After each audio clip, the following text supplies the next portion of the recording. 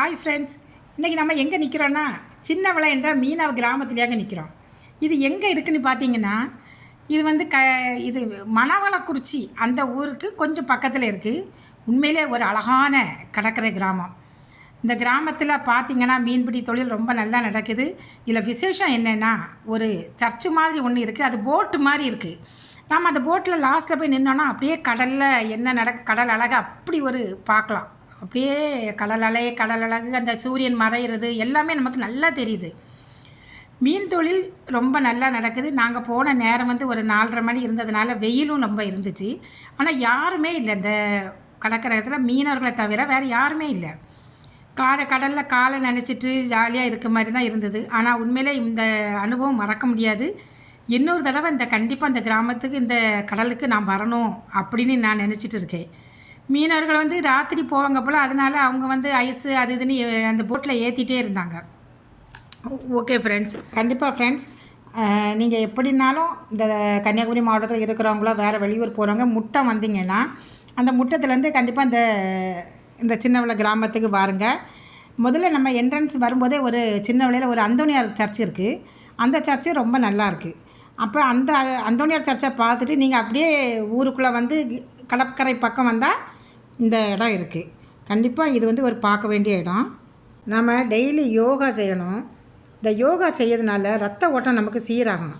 அதனால் உடலில் ரத்த ஓட்டம் நல்லா இருக்கும். கொலஸ்ட்ராலை அது கட்டுப்படுத்தும். காரணம் என்னென்னா, யோகா வந்து நல்ல கொலஸ்ட்ராலை அதிகரிக்க வச்சு கெட்ட கொலஸ்ட்ராலை குறைக்குது.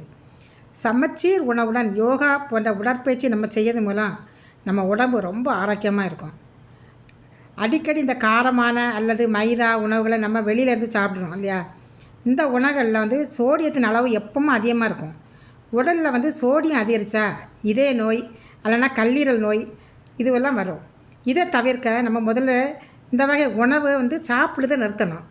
அதே நேரத்தில் நம்ம வந்து யோகா செய்கிறதுனால அந்த வயசானதை கூட நம்ம தடுக்கலாம். நம்ம சிலது முகத்தில் வந்து இந்த வயசான போது கிடைக்கிற ஆரம்ப அறிகுறியாட்டு இந்த சுருக்கம் அதெல்லாம் தெரியும் இல்லையா? அதெல்லாம் கண்டிப்பாக யோகா செய்யும்போது அது சரியாயிடும். அப்புறம் இந்த உடல் எடையை வந்து நம்ம சமச்சீராக வச்சுக்கிடலாம். இப்போ வந்து நம்ம நிறைய பேர் வந்து உடல் பருமனால் தான் பாதிக்கப்படும், அப்படி தானே?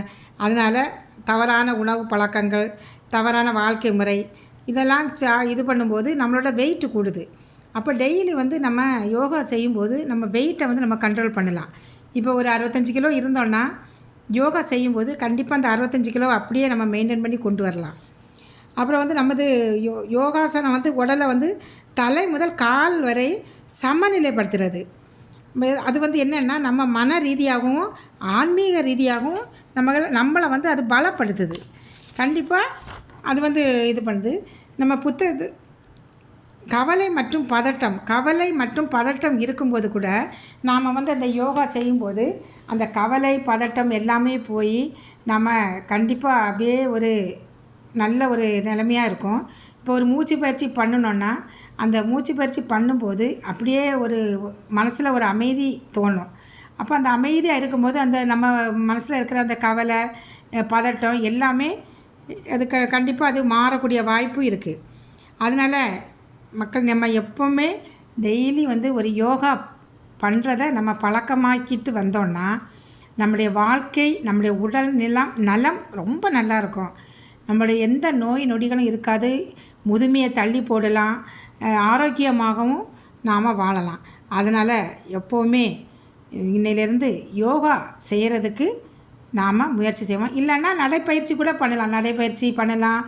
ஏதோ ஒரு எக்ஸசைஸ் பண்ணி நம்ம உடலை வந்து ஆரோக்கியமாக வைக்க மாதிரி பார்ப்போம். Okay friends.